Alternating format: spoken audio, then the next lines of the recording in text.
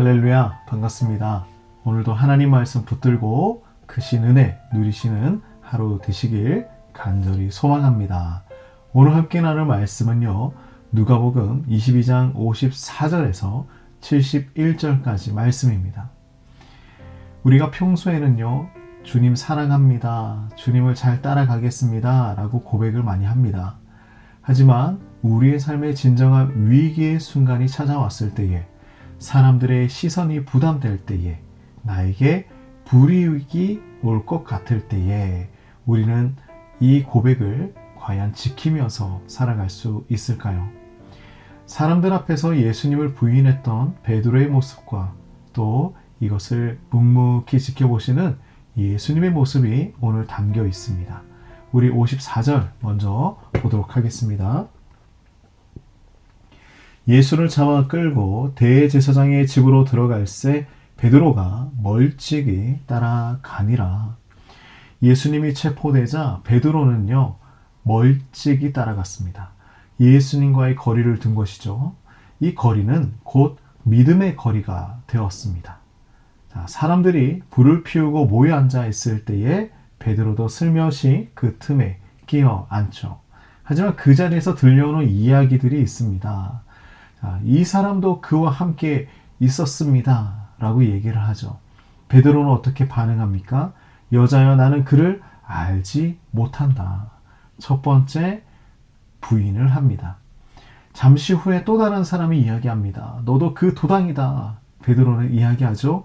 이 사람아, 나는 아니다. 두 번째 부인을 합니다. 1시간쯤 지나 또 이야기를 하는데요.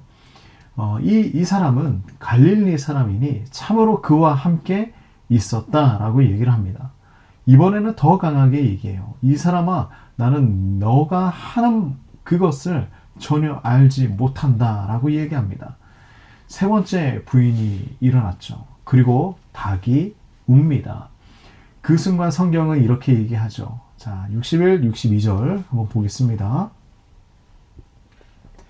주께서 돌이켜 베드로를 보시니 베드로가 주의 말씀과 오늘 닭 울기 전에 내가 3번 나를 부인하리라 하심이 생각나서 밖에 나가서 심히 통곡하니라. 사랑하는 성도님들, 이 장면은요, 신앙의 실패에 대한 이야기이기도 하지만 동시에 주님의 그 시선에 정신을 차리는 이야기이기도 합니다. 베드로는 실패했지만 그의 심장을 뚫고 들어오는 예수님의 눈빛이 있었습니다. 그 침묵의 사랑 앞에서 무너져 내린 것이죠. 자, 우리 63, 65절 한번 볼까요? 예수님을 어떻게 이들이 대했느냐? 예수님을 희롱하고 때렸습니다. 그리고 눈을 가리고 선지자 노릇을 하라. 너를 친 자가 누구냐? 이외에도 많은 말로 욕을 했다라고 기록을 하고 있죠. 이것은 단순한 폭력이 아니었습니다. 예수님의 정체성인 선지자이시고 구원자이신 그 예수님을 조롱하고 부정하는 장면이었습니다. 그래서 사람들은요, 감히 하나님의 얼굴을 가리었고요, 하나님 앞에서 손찌검을 합니다. 그리고 내가 선지자라며 한번 맞춰봐라 라고 하며 조롱하죠. 이것은 죄인이 하나님을 향해서 얼마나 무례해질 수 있는지 극단적으로 보여주는 것입니다. 하지만 예수님은 어떻게 하십니까? 말씀하지 않으십니다. 침묵하시죠. 그런데 이 침묵은요, 이 사람들의 핍박 가운데 굴복하여 침묵한 것이 아니라 사랑하여서 침묵한 것입니다. 예수님은 억울함을 변명하기보다 우리를 위한 구원의 길을 끝까지 가기로 작정하신 것이죠. 자, 우리 66, 67 한번 봅시다. 나리샘의 백성의 장로들 곧 대제사장들과 서기관들이 모여서 예수를 그 공회로 끌어들여 이르되 내가 그리스도이거든 우리에게 말하라. 이렇게 이야기를 하고 있습니다. 공회는 어떤 사람들의 모임입니까? 종교 지도자들의 모임이었습니다. 이들은 진리의 말씀을 듣기 위한 것이 아니라 예수님을 잡아서 죽일 생각을 하고 있었던 거예요. 예수님은 이렇게 대답하십니다. 자, 67절 한번 볼까요? 내가 말할지라도 너희가 믿지 아니할 것이요 내가 물어도 너희가 대답하지 아니할 것이다. 그러나 이제부터는 인자가 하나님의 권능의 우편에 앉아 있으리라. 예수님은 자신이 단순한 선지자이고 교사가 아니라고 말씀하십니다. 누구냐면 하나님의 아들이시다. 권능과 심판의 주이시다. 다시 오실 하나님이다 라는 것을 분명하게 밝혀주십니다. 그런데 공회의 반응은 어떻습니까? 우리가 직접 그 입에서 들었노라. 자, 이들은 진리를 듣고도 믿지 않았어요. 듣고도 받아들이지 않습니다. 우리도 말씀을 듣고 있지만 그 말씀이 정말 내 안에 들어오고 있는가를 돌아봐야 합니다. 사랑하는 성도님들, 오늘 말씀을 통해서 우리가 분명하게 기억해야 할 것은 바로 이거예요. 우리는 베드로처럼 예수님을 부인할 수 있습니다. 하지만 예수님은 끝까지 우리를 부인하지 않으십니다.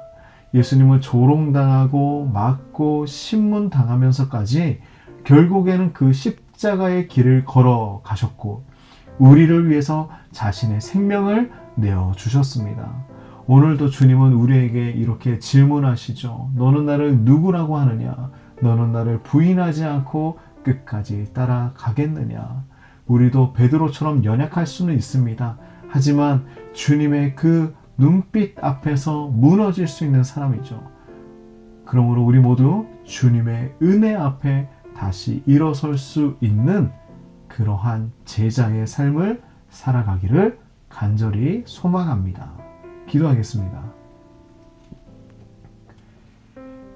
주님, 우리도 때로는 베드로처럼 말과 행동으로 주님을 부인하고 있었음을 고백합니다.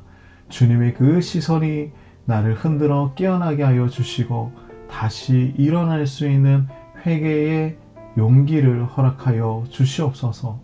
조롱과 신문 가운데서도 끝까지 나를 사랑하신 그 십자가의 사랑 앞에 나의 삶을 다시 내어 드립니다. 나의 인생을, 나의 삶을 인도하여 주시옵소서. 예수님의 이름으로 간절히 기도 드립니다. 아멘.